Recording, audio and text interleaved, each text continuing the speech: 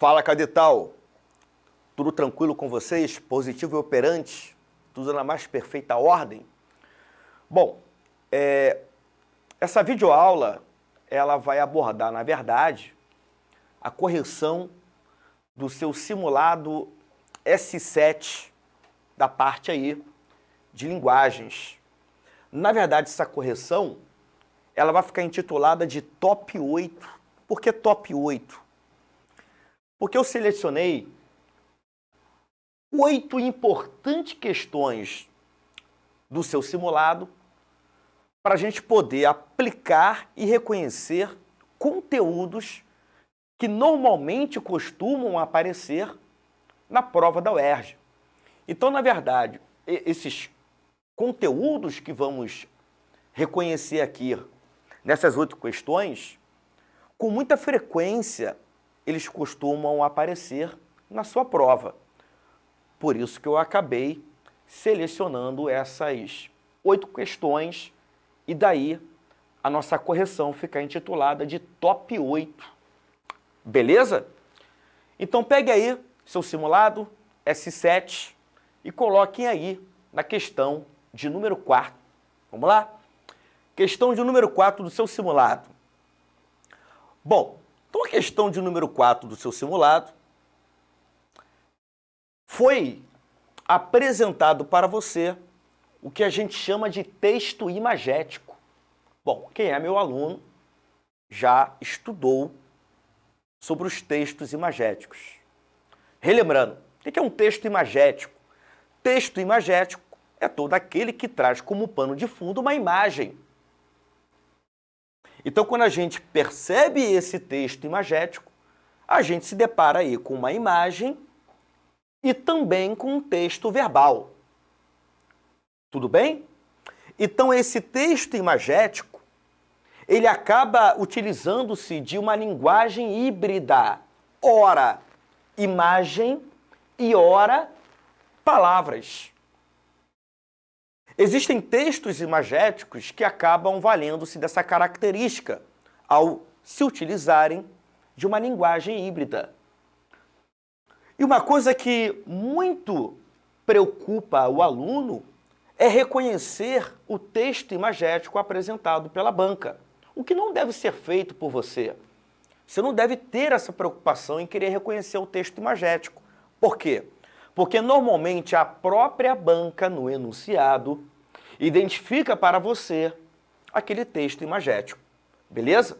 Então, quando a gente lê na charge, a própria UERJ no enunciado apontou para o candidato que aquele texto imagético trata-se de uma charge. Agora, é muito importante você reconhecer as características e o efeito da charge. Bom, a charge, como um texto imagético, promove principalmente qual efeito? Realizar uma crítica, realizar um apontamento, realizar um questionamento de ordem política, de ordem social, de ordem econômica e também cultural. É muito importante que você reconheça na charge o contexto utilizado pelo chargista. Normalmente, esse texto imagético, ele costuma ser apresentado nos principais jornais do Brasil. É muito comum que esse tipo de texto imagético costuma ser utilizado, costuma ser apresentado aí, nos diversos jornais existentes no Brasil. Então, à medida que você parar para interpretar ou analisar uma charge, além de você identificar o efeito crítico, o questionamento, o apontamento feito pelo chargista, é muito importante que também você reconheça o contexto utilizado pelo chargista. Quer dizer, existe aqui um contexto social. O contexto social foi utilizado pelo chargista. Então, esse é o contexto. Contexto esse que todos nós pertencemos. Fazemos parte, tá legal? E eu percebo o contexto utilizado pelo chargista a partir do momento que eu me atenho ao discurso pronunciado pela personagem presente aí nessa charge. Bom, Então o que a imagem está nos revelando aí? A figura de um homem dentro de um banheiro, mirando-se ao espelho, não é verdade? E a gente percebe o seguinte, que a imagem desse homem não é refletida no espelho. A imagem está te dizendo isso. É indubitável.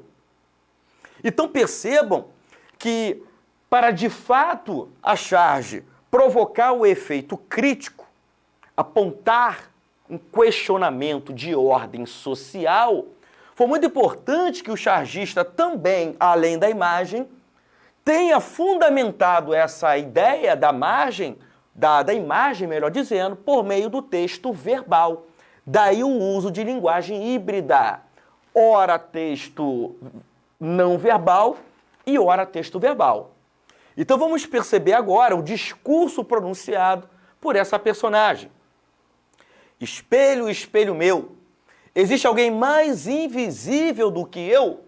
Então, quando a gente lê esse texto verbal, presente na imagem, presente na charge, a gente percebe o que já estudamos, inclusive, um discurso polifônico. Existe aqui uma polifonia. Como assim, Rômulo, polifonia? Se esqueceu? Discurso polifônico é quando a gente encontra em um texto outra ou outras vozes. Então eu percebo aqui que esse pronunciamento feito por essa personagem acaba construindo um diálogo com um outro texto. Existe um outro texto dentro desse aqui. Por isso a polifonia. Então o chargista valeu-se da intertextualidade. Esse discurso aqui mantém um diálogo com um conto infantil muito famoso. Que conto infantil é esse, Rômulo? É o conto da Branca de Neve. Vocês se lembram? Espelho, espelho meu, existe mulher mais bonita do que eu? A madrasta da Branca de Neve, não é verdade? Então existe aqui uma polifonia, uma intertextualidade com o conto da Branca de Neve. Agora veja bem, o chargista modificou, ou melhor, recontextualizou esse conto da Branca de Neve, o discurso pronunciado pela madrasta da Branca de Neve. Então ele valeu-se do artifício da paródia. Houve uma recontextualização. Por isso que o tema da charge é bastante social. Existe aqui uma crítica social. Quer dizer, um homem está no banheiro, olhando para o espelho e a sua imagem não é refletida no espelho. Daí a crítica. Espelho, espelho meu, existe alguém mais invisível do que eu? Quer dizer, a invisibilidade social. Pessoas na sociedade que não pertencem à sociedade. São seres apagados, invisíveis do ponto de vista social. Esse é o efeito crítico provocado por essa charge. Beleza? Vamos ler agora o enunciado. Na charge, o personagem formula uma pergunta que mantém intertextualidade com o conto da Branca de Neve, conforme avaliamos aqui, um discurso polifônico, cuja resposta está sugerida pela imagem refletida no espelho. Quer dizer, espelho, espelho meu, existe alguém mais invisível do que eu? Não. Com certeza que não. Até porque a imagem desse homem não é refletida no espelho. Notem o ponto de interrogação junto ao ponto de exclamação. É como se fosse uma pergunta retórica, uma pergunta que dentro dela já está contida a resposta. Então a gente percebe a resposta dessa pergunta retórica na própria pergunta e também na própria imagem. Entenderam isso? Boa sacada, né? Então, a partir dos elementos contidos na imagem, trata-se de uma resposta que expressa o seguinte posicionamento, opinião, recusa de uma denúncia, refutação de uma avaliação, silenciamento de uma crítica ou confirmação de uma hipótese. Acredito que vocês tenham apontado a alternativa D de delta como o único gabarito possível, né? Então, quer dizer, a partir dos elementos contidos na imagem, o homem se vendo no espelho e o espelho não refletindo a sua imagem, a gente percebe uma resposta que expressa um posicionamento que confirma uma hipótese. Beleza? Show de bola? Então, questão de número 4 do simulado S7, D de delta. Quando a gente percebeu aqui o discurso polifônico, a intertextualidade, melhor dizendo, criada pelo chargista, isso comprova, isso constata que a interpretação de um texto é fator que depende também do seu conhecimento de mundo, da sua bagagem cultural. Beleza? Próxima questão é a questão de número 5 do seu simulado. Pega aí. Bom, então foi apresentado para essa questão aí um texto base. Beleza? Então foi apresentado um texto base e relacionadas a esse texto base, a banca propôs questões relacionadas à leitura do texto base. Então, na questão 5 diz o seguinte, que no texto, um texto base, né? A autora do texto narra fatos. E ao mesmo tempo que essa autora narra fatos, ela também expõe suas opiniões relacionadas à vinda de sua família para o Brasil. Então, note o seguinte, que nesse primeiro parágrafo da questão, a banca parafraseou, interpretou para você o texto apresentado por ela mesma, né? Quer dizer, ela parafraseou, isso aqui é uma paráfrase do texto.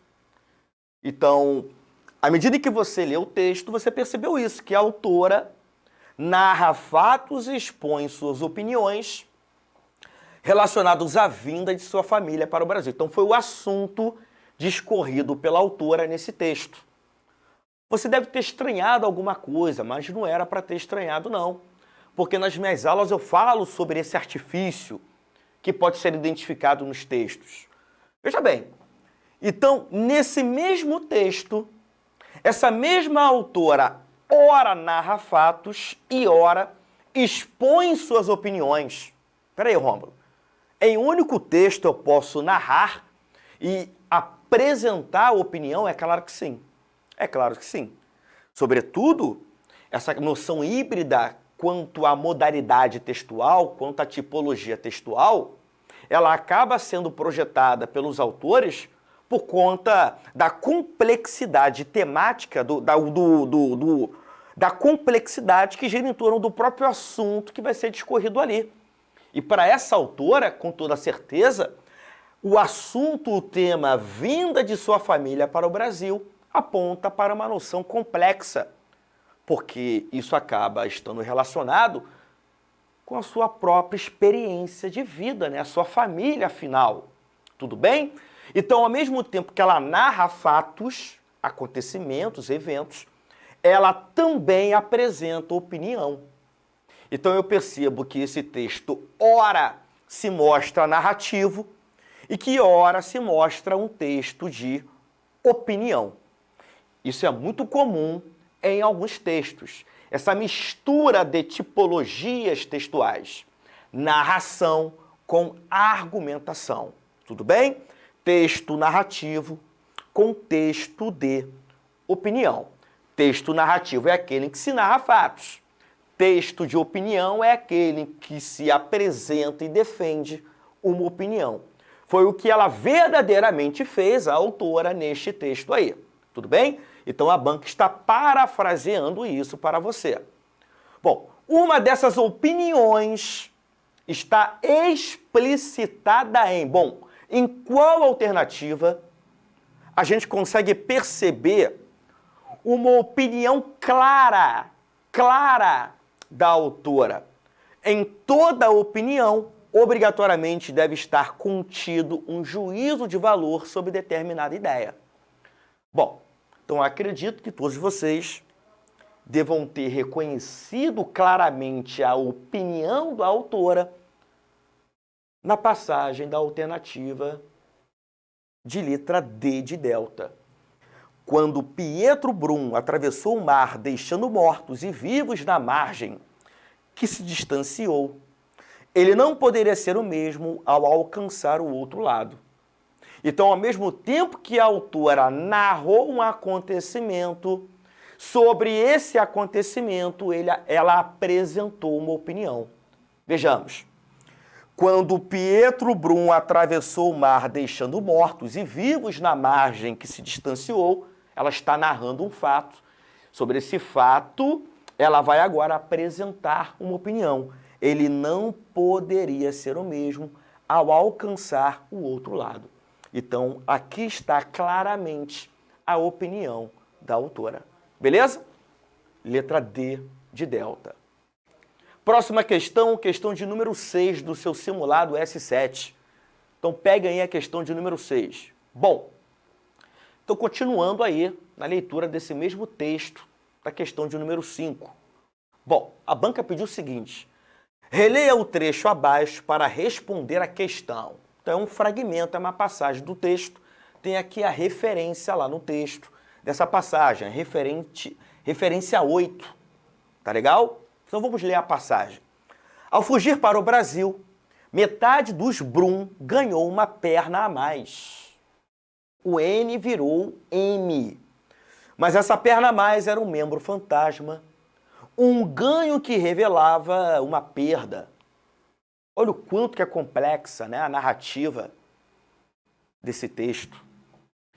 Então a banca diz o seguinte: diante da conduta do funcionário do governo brasileiro, é possível inferir, isto é, depreender. Então é uma questão puramente de inferência textual. Aquilo que se depreende do texto. Entenderam? Bem simples, né? Então, diante da conduta do funcionário do governo brasileiro, é possível inferir, é possível depreender a seguinte reação por parte de Pietro Brum. Bom, então o funcionário do governo brasileiro realizou uma conduta. E aí, esse personagem Pietro Brum reagiu,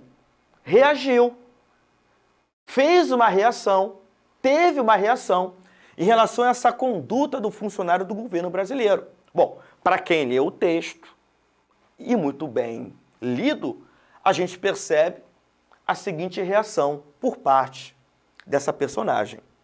Letra C de Charlie, né?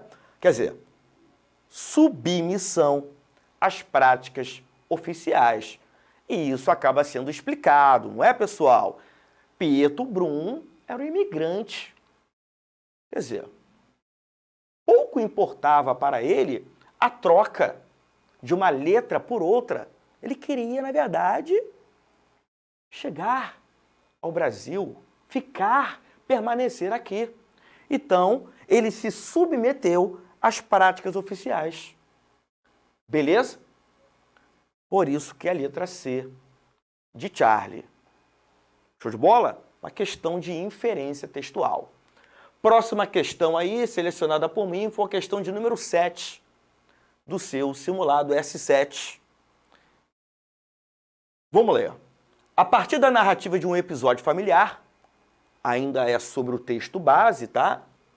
A autora elabora reflexões que vão além desse contexto pessoal, generalizando-o. Bom, então para quem leu o texto, percebeu que a autora conta uma experiência de vida, quer dizer, uma experiência vivenciada pela família dela, né?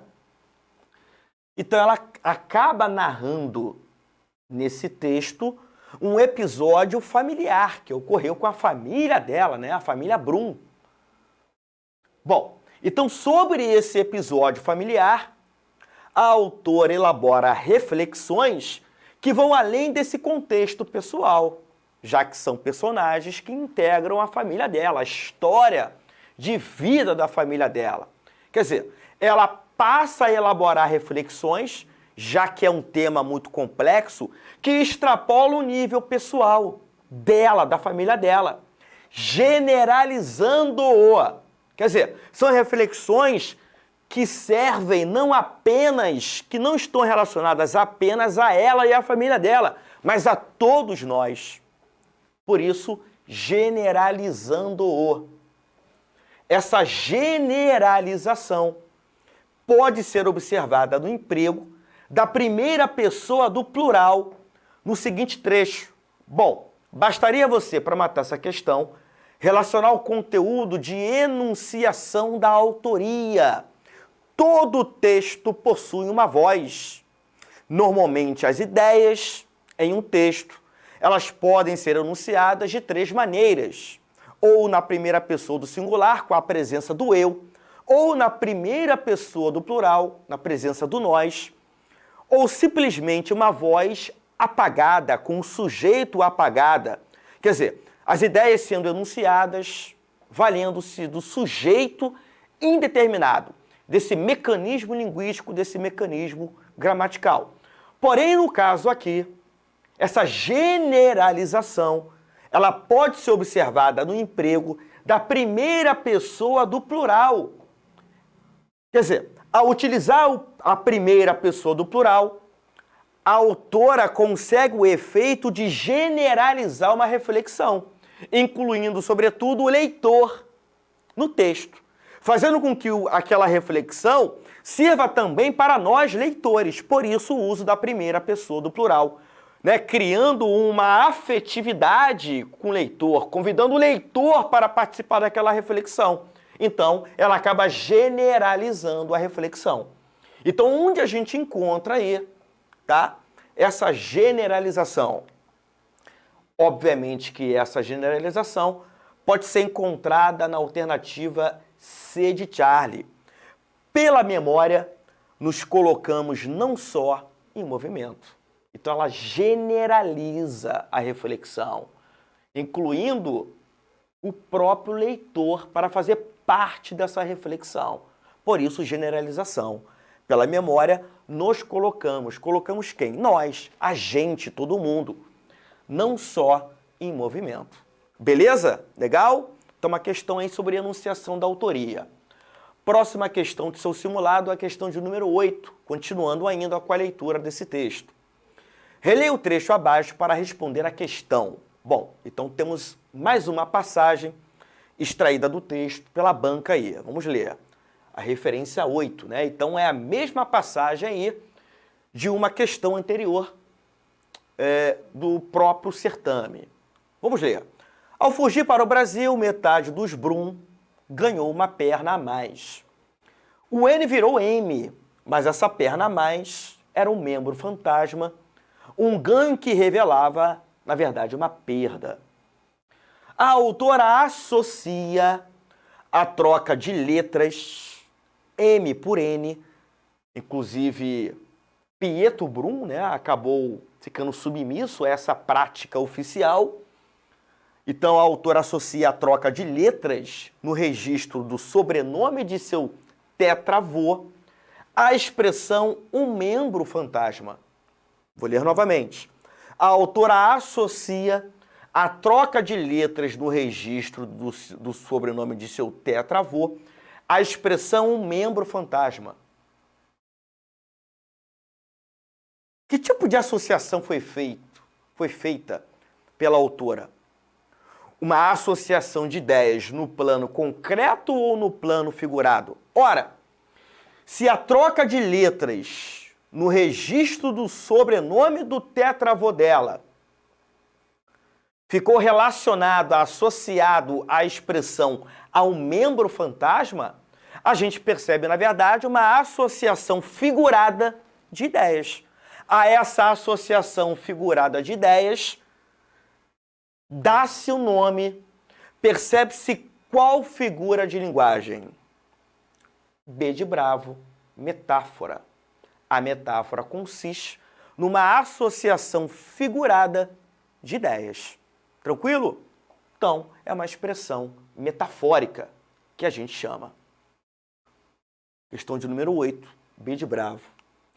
Próxima questão, questão de número 9 do seu simulado. Então pegue aí a questão de número 9. Bom, então essa questão de número 9 girou em torno da leitura de um poema. Espero que todos vocês tenham lido, e muito bem, o poema.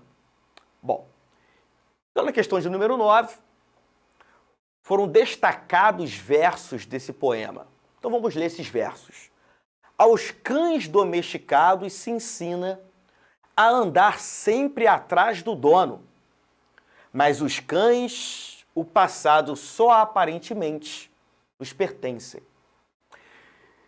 E desses versos, a banca destacou, sublinhou um verso. Mas os cães, o passado só aparentemente nos pertencem.